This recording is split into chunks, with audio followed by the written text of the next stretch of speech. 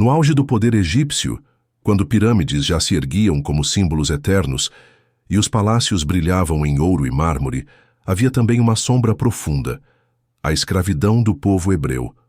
Eles eram forçados a trabalhar sem descanso, esmagados pelo peso das pedras, sob o sol ardente do deserto e os gritos dos capatazes. O império prosperava, mas ao custo de lágrimas, suor e sangue.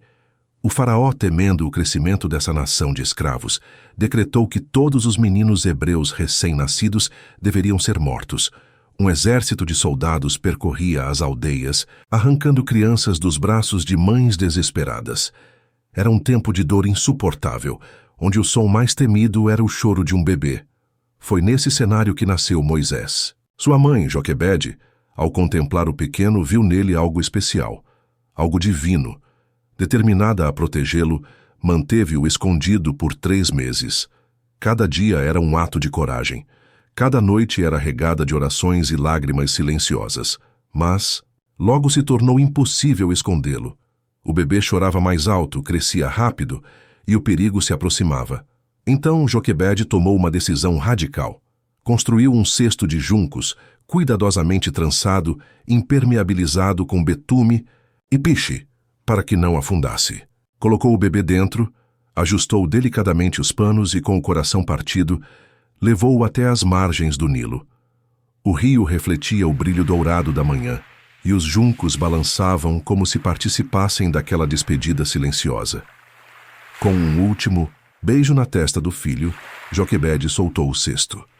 Suas lágrimas se misturaram à correnteza, e seus olhos seguiram o pequeno flutuando lentamente, entregue à providência divina. Ao lado, a irmã do bebê, Miriam, seguia o cesto escondida entre os juncos, atenta a cada movimento, sem desgrudar o olhar do irmão. O cesto, levado pelas águas calmas, chegou ao lugar onde a filha do faraó costumava se banhar com suas servas. Ao avistar o objeto entre os juncos, ordenou que fosse trazido até ela. Quando abriu o cesto, encontrou o bebê chorando. O som tocou seu coração e ela disse: "Este é um dos filhos dos hebreus." Mas, em vez de entregá-lo à morte, teve compaixão. Decidiu criá-lo como seu próprio filho, desafiando o decreto de seu pai. Assim, o menino hebreu condenado a morrer foi adotado na própria casa do faraó. Cresceria entre colunas de mármore, cercado por luxo e sabedoria egípcia, mas sem jamais escapar do destino que Deus havia traçado para sua vida. O bebê salvo das águas se tornaria um dia o libertador do seu povo. Os anos passaram, e Moisés cresceu nos corredores majestosos do palácio do faraó.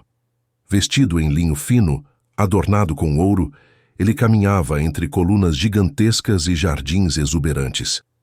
Aprendia com os melhores mestres do Egito: filosofia, ciência, astrologia, escrita e até as estratégias militares que sustentavam o maior império da terra. Aos olhos de todos, era um príncipe. Mas, dentro de seu coração, havia sempre uma inquietação. Entre banquetes e rituais, Moisés sentia uma estranha distância. Apesar da abundância, algo nele parecia não se encaixar.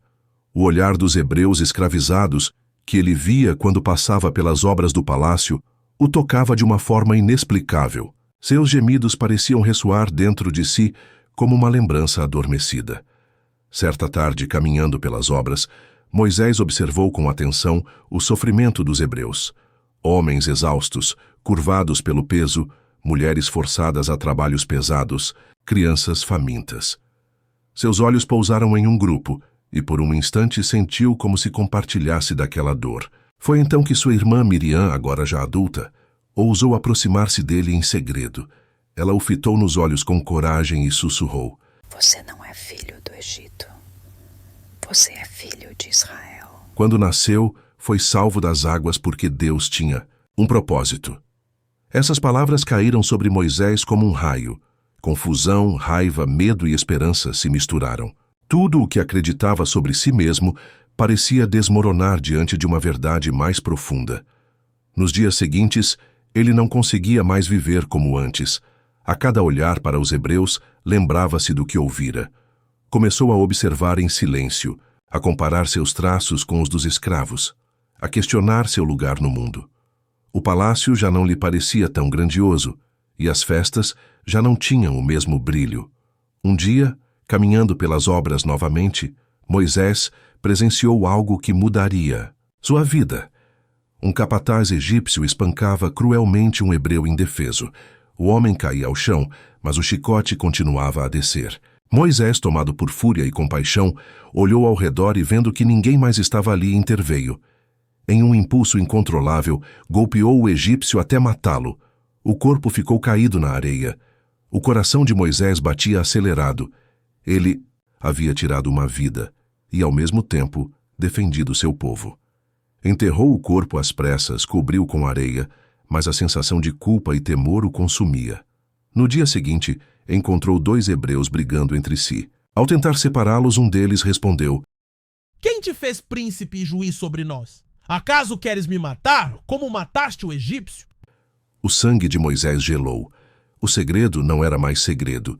Quando a notícia chegou ao faraó, sua fúria foi implacável. Moisés, o filho adotivo, era agora um traidor. Perseguido, marcado para morrer, não teve escolha senão fugir. De príncipe do Egito, tornava-se um fugitivo no deserto, iniciando a fase mais difícil e mais transformadora de sua vida. O palácio ficou para trás. O ouro, as colunas, os jardins, tudo se perdeu na poeira da fuga.